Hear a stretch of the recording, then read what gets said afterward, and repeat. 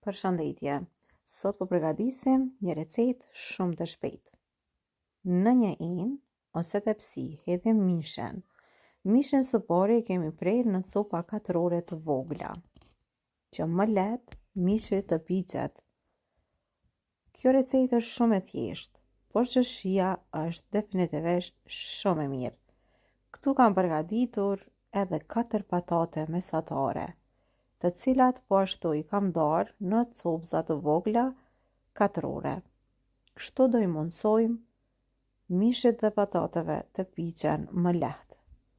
Gjithsej për këtë recetë kam përdorur pavarësisht 800 gram mish pule. Këtu hedhi gjysë luke të çajit hudhër pluhur ose 1 deri në 2 thelba hudhër të freskët. Vazhdojmë 1 lugë të çajit kerri erëza, pasi që kjo do i jep edhe një aromë shumë të veçantë. 1 lugë të mesme kryp,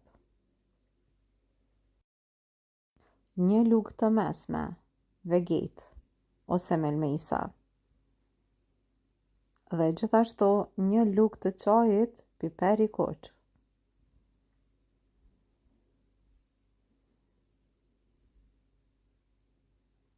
Këtu do hedh edhe pak piper të zi, gjithmonë sipas shijes suaj.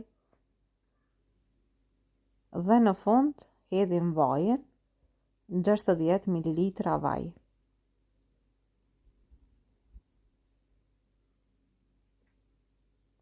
Tash vazhdojmë edhe i përzim krejt me lugë që të bashkohen mirë përbërësit dhe të përzihen patatet me mishen.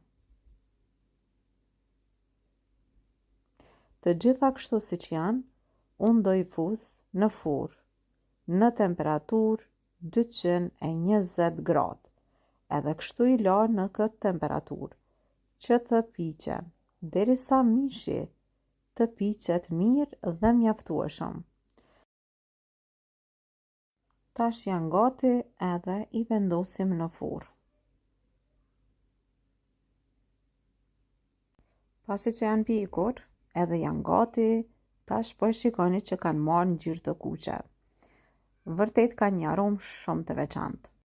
Unë po vazhdoj dhe me njëherë po i servoj, pasi që kur janë kështu të nxehta, janë shumë të mira se sa kur ftohen. Vazhdojmë i servojmë në pjatë. Një recetë e thjeshtë, e lehtë dhe e shpejtë për ta gatuar.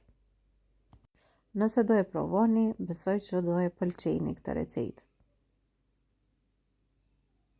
Kjo është e gjitha që kisha përgatitur. Deri në recetën tjetër, mirëmbëjtje.